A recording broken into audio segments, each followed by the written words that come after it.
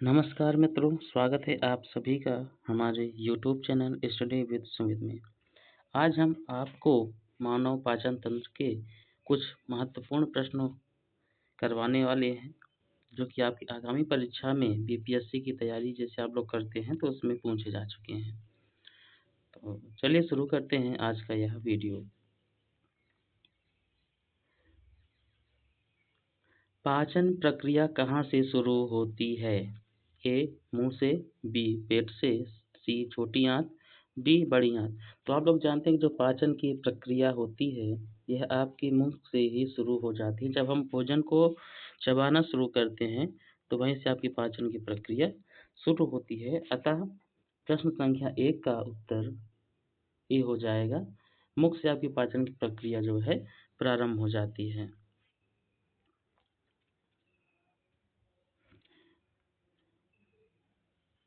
पेट में कौन सा अम्ल भोजन को पचाने में मदद करता है?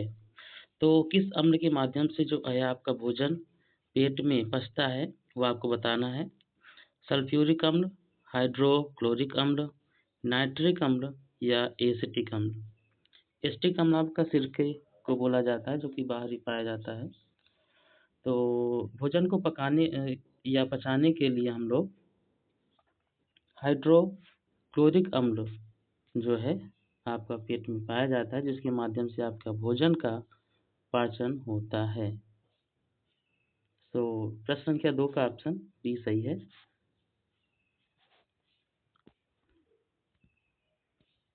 प्रश्न संख्या 3 की ओर चलते हैं। पित्त रस का उत्पादन कहाँ होता है?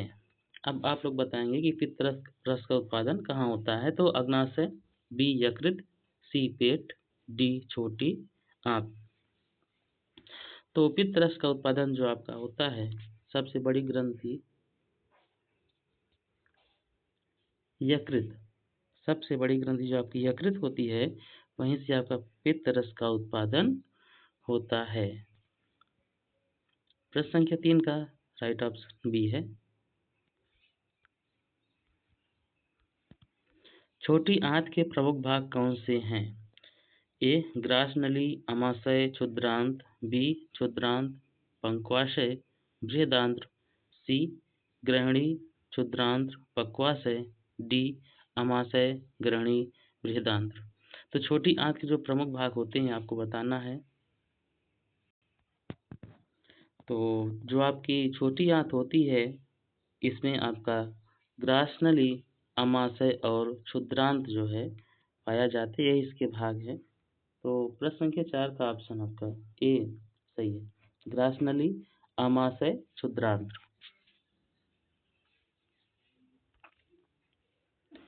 बड़ी आंत का मुख्य कार्य क्या है? ए प्रोटीन का पाचन, बी पानी और लवणों का अवशोषण, सी वसा का पाचन, डी कार्बोहाइड्रेट का पाचन। तो बड़ी आंत का जो मुख्य कार्य होता है, यह पानी और लवण का अवशोषण करती है। सो बी आपका राइट ऑप्शन है कि बड़ी आंत का मुख्य कार्य पानी और लवणों का अवशोषण करना होता है।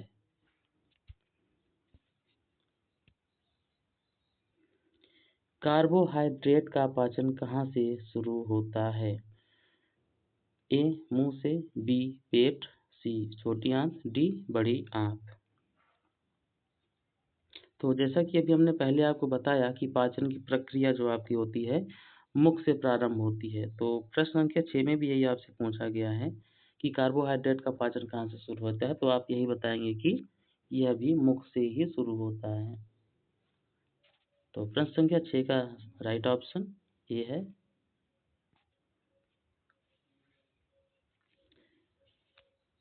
प्रोटीन का पाचन मुख्य रूप से कहाँ होता है?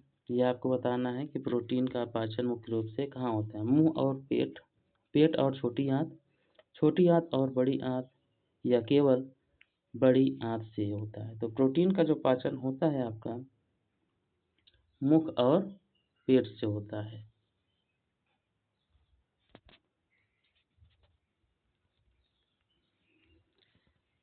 वसा का पाचन किस एंजाइम द्वारा होता है? ए एमाइलेज, बी लाइपेज, सी प्रोटीएज, डी सेल्यूलोज। डेज। तो वसा का जो आपका पाचन होता है वह लाइपेज एंजाइम के द्वारा होता है। लाइपेज एंजाइम जो होता है आपका वसा का पाचन करता है। जो जितनी भी चीज़ें चिकनाहट ऑयली वाली होती हैं वो लाइपेज एंजाइम द्वारा ही उसका पाचन किया जाता है।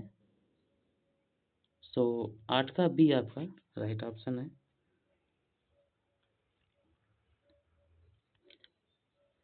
भोजन का अवशोषण मुख्य रूप से कहाँ होता है? तो भोजन का जो अवशोषण होता है, आप लोग जैसे भोजन करते हैं या खाना खाते हैं तो वो कहाँ पर जाकर आपका एकत्रित होता है?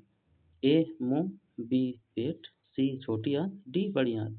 तो खाने के बाद जो आपका भोजन का अवशोषण होता है वह आपका छोटी आंत में होता है।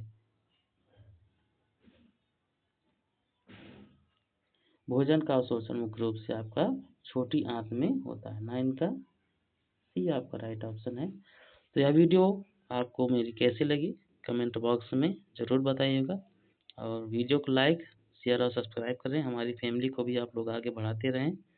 हम इसी तरह से आपको वीडियो आगे लाते रहेंगे। तब तक के लिए नमस्कार, जय हिंद।